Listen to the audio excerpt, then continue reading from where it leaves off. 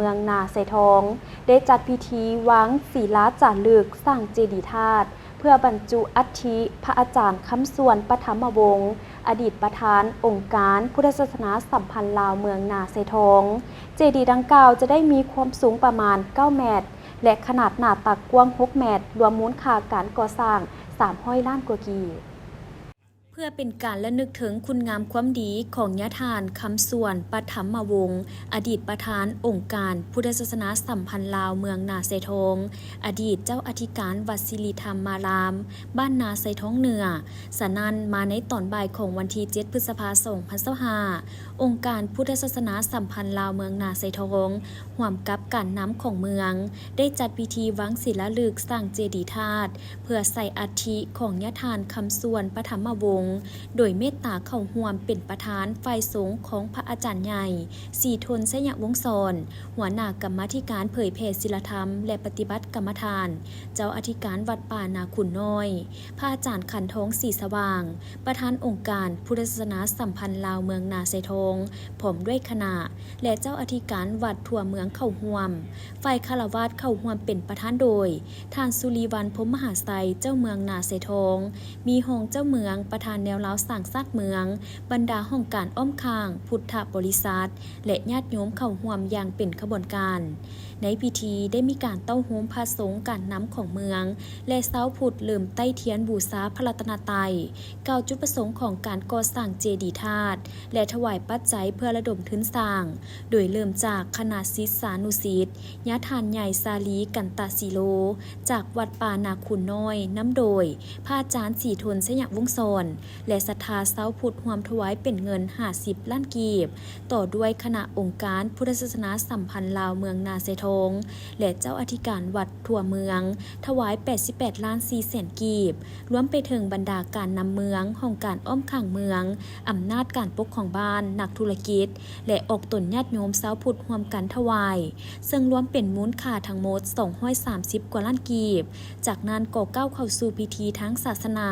และวางแผนศิลาฤกษ์การสร้างเจดีย์ธาตุดังกล่าวอย่างเป็นทางการท่านสุริวัลย์พรหมมหาไสยได้กล่าวในงานว่าการสร้างเจดีย์ธาตุใส่อัฐิพระอาจารย์คำส่วนปฐมวงศ์ที่พวกเขากำลังจะสร้างขึ้นนี้บ่ได้เป็นเพียงแต่สิ่งปลูกสร้างทางด้านวัตถุเท่านั้น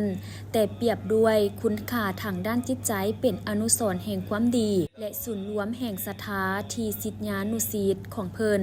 จะได้ล้ำลึกนึกถึงบุญคุณของพระอาจารย์ทั้งในด้านการเผยแผ่ศีลธรรมและการเป็นแบบอย่างแห่งการปฏิบัติในน้ำต่างหน้าคณะรับผิดชอบพิธีขออนุโมทนาในจิตศรัทธาของบรรดาทานทุกทานที่ได้ร่วมแรงร่วมใจกันในการสืบสานพุทธศาสนาในครั้งนี้คือดังฮู้นำกันว่าการสร้างเจดีย์ธาตุใส่อัฐิของพระอาจารย์คำส่วนปฐมวงศ์จะเกิดขึ้นบ่ได้ถ้าหากบ่ได้รับการร่วมมือจากทุกภาคส่วนก็คือจากแรงศรัทธาของบรรดาทานชาวพุทธซึ่งเจดีย์ธาตุที่กำลังจะสร้างขึ้นนี้แม้นมีหลวงสูง9 เมตรหน้าตักกว้าง6 เมตรโดยจะใช้งบประมาณการก่อสร้างรวมทั้งหมดประมาณ300 ล้านกว่ากีบเจ้าสบายดี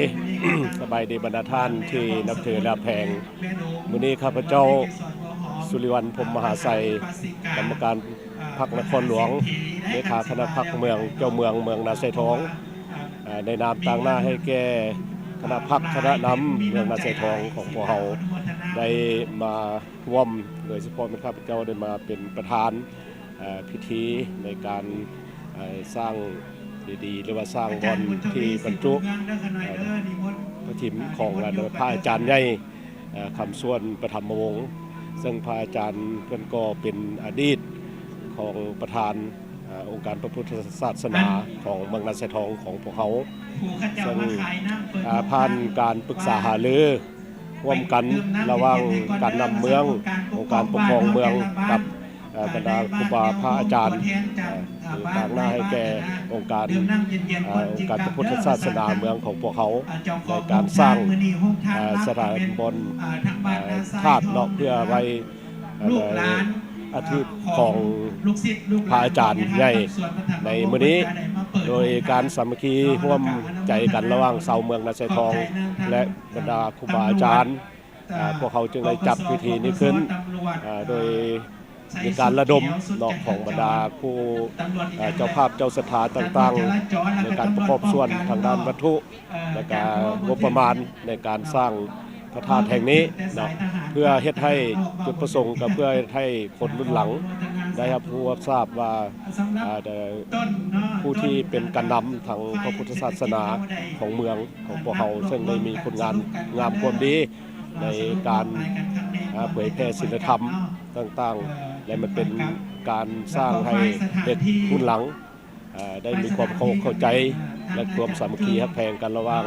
ประชาชนและองค์การพระพุทธศาสนากันสั้นและทางชาวเมืองนาไซทองของเขาจึงได้พร้อมพากันจัดพิธีนี้ขึ้นเพื่อระดมทุนในการสร้างพระธาตุแห่งนี้ไว้เพื่อให้คนรุ่นหลังเนาะได้มีความรับรู้รับทราบเกี่ยวกับคุณงามความดีของพระอาจารย์ซึ่งเป็นรุ่นเบิกทางให้แก่ชาวเมืองนาไซทองรุ่นหลังขอบใจนำบรรดาท่านและที่ได้ให้การสนับสนุนทางด้านวัตถุปัจจัยเนาะในการประกอบส่วนในการสร้างธาตุแห่งนี้และก็หวังอย่างยิ่งว่าจะสำเร็จตามจุดประสงค์ระดับคาดหมายซึ่งอยู่นี่ก็เป็นมูลค่าอยู่ประมาณ300กว่าล้านเนาะในการประเมินเบื้องต้นแต่พวกเขาก็พอที่จะเฮ็ดใดให้การก่อสร้างได้สำเร็จตามจุดประสงค์ระดับคาดหมายพร้อมเดียวกันนั้นก็ขอบใจนำบรรดาท่านที่เข้าร่วมในงานมื้อนี้เนาะในพิธีมื้อนี้และก็ได้ประกอบส่วนวัตถุปัจจัยขอให้ในบรรดาท่านจงมีสุขภาพแข็งแรงประสบผลสำเร็จในทุกหน้าที่เวียงงานในโอกาสนี้ท่านภูวงศ์พามิสิทธิ์เจ้าของห้านคำภูวงศ์ในนามนักธุรกิจที่ได้ร่วมทำบุญถวายเงินจำนวน10 ล้านกีบเพื่อร่วมสร้างเจดีย์ธาตุดังกล่าวก็ได้ให้สัมภาษณ์ว่าการสร้างบุญกุศลสร้างเจดีย์ธาตุดังกล่าวก็แม่นเพื่อระลึกถึงคุณงามความดีของพระอาจารย์เพิ่นและยังเป็นอนุสรณ์ไว้ให้ลูกหลานได้ฮู้จักและเคารพกราบไหว้ทั้งเป็นการเต้าโฮมความสามัคคีของชาวพุทธได้มาทำบุญร่วมกันเจ้าสบายดีครับเจ้าภูวงศ์พามิสิทธิ์เนาะเจ้าของห้านคำภูวงศ์ก็คือเจ้าของสวนพฤกษาเนาะแต่ก็ทั้งเป็นในนามแนวลาวเนาะมื้อนี้ก็มาในนามแนวลาวที่ว่ามื้อนี้ก็คือเฮาก็ได้มาทำบุญเนาะเพื่อวางศิลาฤกษ์สร้างธาตุของพระอาจารย์สวนเนาะธรรมวงศ์ที่ว่ามื้อนี้เป็นโอกาสที่ดีและก็ประสูนและก็ทั้งปกครองเมืองเนาะทั้งและก็ทั้งพระอาจารย์ทั่วเมืองได้มารวมตัวอยู่นี้ที่ว่าพวกเขาเบิ่งกันแล้วก็มีความหมายที่อย่างยิ่งอันนี้เมนหนึ่งเขาได้ทำบุญสามารถแสดงถึงความสามัคคีเนาะระหว่างพระสงฆ์องค์คณะเจ้าและก็สามัคคีของทั้งเมืองเนาะที่เฮ็ดให้ประชาชนมีอยากเฮ็ดบุญความสามัคคีกันสร้างกันที่ว่ามันเป็นบุญกุศลอันหนึ่งที่พวกเขาควรจะลึกไว้เนาะที่ว่าพวกเขาเห็นว่าเป็นการที่เฮ็ดบุญในครั้งนี้แม่นมีบุญมีกุศลหลายฉะนั้นอยากให้ทุกคนมีมาส่วนร่วมให้มาเฮ็ดบุญสร้างธาตุเจดีย์พระอาจารย์สวนในครั้งนี้เนาะในการเขาอวยพรให้เนาะบรรดาทานที่ได้มาสร้างบุญอันกุศลในมื้อนี้จงมีสุขภาพแข็งแรงอายุมั่นขวัญยืนความเจ็บจะได้คุ้มค่าอย่ามีปรารถนาสิ่งใดสมปรารถนาส่วนการก่อสร้างเจดีย์ธาตุใส่อัฐิญทานคำส่วนปฐมวงศ์